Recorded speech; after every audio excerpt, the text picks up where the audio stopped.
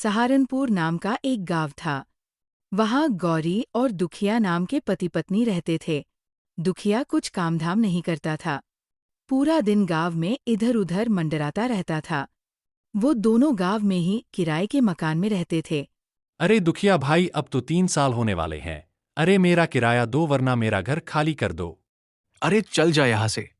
अभी हमारे पास पैसे नहीं हैं। जब होंगे तब दे देंगे। भाई साहब, हमें 2 महीने का समय दे दो।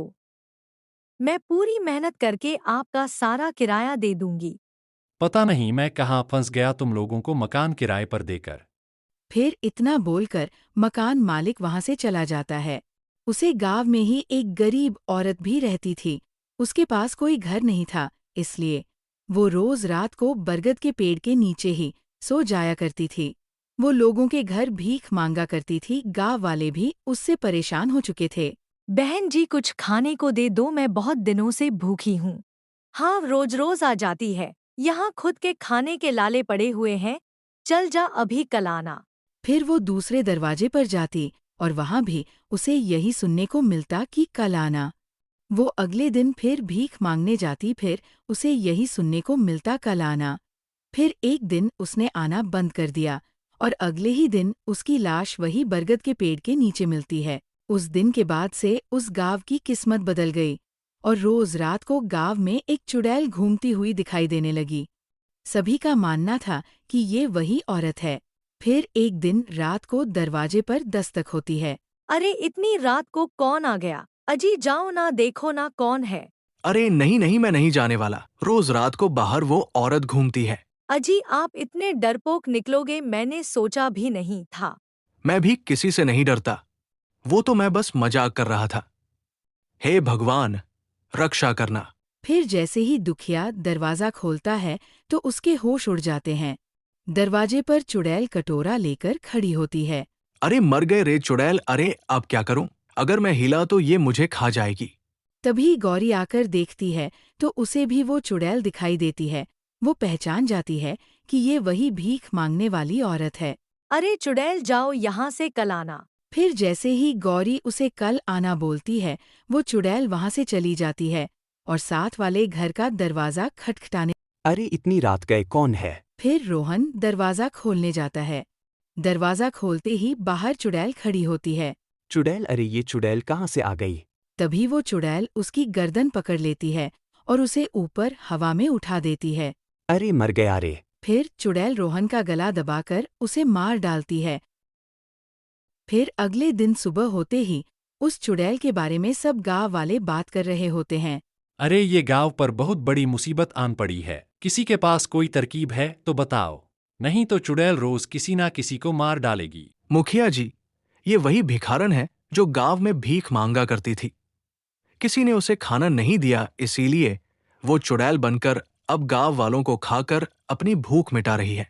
अरे भाई, मैं तो कहता हूँ हमें यह गांव खाली करके चले जाना चाहिए। किसी को कहीं जाने की जरूरत नहीं है। मेरे पास एक तरकीब है उस चुड़ैल से निपटने की। अगर हम अपने घरों की दीवारों पर चुड़ैल कलाना लिख देंगे तो वो चली जाएगी। फिर गौरी की बात मानकर सब गांव वाले अपनी अपनी दीवारों पर चुड़ैल कलाना लिख देते हैं। फिर रात होते ही वो चुड़ैल गांव में आती है। वो पहले दरवाजे पर भीख मांगने जाती है। वहां लिखा होता है कल आना। वो पढ़कर चुड़ैल आगे बढ़ जाती है। इसी तरह गांव वाले उस रात उस चुड़ैल को बेवकूफ बनाते हैं। यह सब दुखिया का मकान मालिक सामने वाले घर से देख रहा होता है। यही सही मौका है इन दोनों को मजा चखाने का। फिर अगले दिन रात होती है। वो दुखिया के घर के बाहर जाकर चुड़ैल का लाना को मिटा देता है। तभी वह चुड़ैल एक एक करके सबके घरों के बाहर जाती है।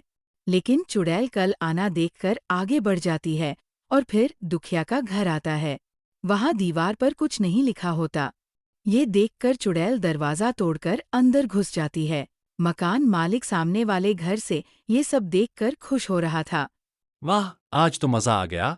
जो मकान मैं इतने सालों से खाली नहीं करवा पा रहा था, आज वह काम यह चुड़ैल कर देगी। गौरी और दुखिया चिल्लाते हैं। अरे ये भूखी चुड़ैल तो हमें जिंदा खाने पे उतारू है। अरे गांव वालों, हमें बचाओ। फिर वो दोनों पीछे के रास्ते से घर के बाहर निकल जाते हैं। चुड़ैल भी उनका पीछा करने लगती है। फिर वो दोनों भागते भागते मकान मालिक के घर के आगे पहुंच जाते हैं। तभी दुखिया मकान मालिक की दीवार पर लिखा चुड़ैल का लाना मिटाने लगता है। अरे कमबख्त, अरे ये क्या कर रहा है? अरे वो चुड़ैल मुझे खा जाएगी, मैं तेरा सारा किराया माफ कर दूंगा। रुक जा दुखिया भाई। लेकिन दुखिया उसकी एक नहीं सुनता और दीवार पर लिखा हुआ मिटा देता है और वहां से भाग जाता है। तभी वो चुड़ैल मकान मालिक के घर के बाहर पहुंच जाती है। फिर वो मकान मालिक भी पीछे के दरवाजे से भाग जाता है। सब गांव वाले अपना अपना घर छोड़कर भागने लगते हैं। तुम सब ने मुझे बेवकूफ बनाया। आज मैं किसी को नहीं छोड़। गांव के लोग डर कर भागने लगते हैं और भागते भागते गांव के मंदिर की तरफ पहुंचते हैं। वहां पर पुजारी खड़ा होता है। रुको, यह चुड़ैल तब तक शांत नहीं होगी जब तक इसका पेट नहीं भरेगा। सब डरते हुए अपनी अपनी रोटियां, अनाज और दाल लाकर बरगद के पेड़ के नीचे रख देते हैं। चुड़ैल गुस्से में आती है। जैसे ही वो खाना देखती है उसकी आंखों में आंसू आ जाते हैं। वो धीरे धीरे इंसानी रूप में बदलने लगती है। मुझे बस 2 वक्त की रोटी चाहिए थी। तुम सब ने मुझे ठुकराया, इसलिए मैं चुड़ैल बन गई। वो खाना खाती है और गांव बच जाता है, लेकिन सबको सबक मिल जाता है। आज से कोई इस गांव में भूखा नहीं सोएगा।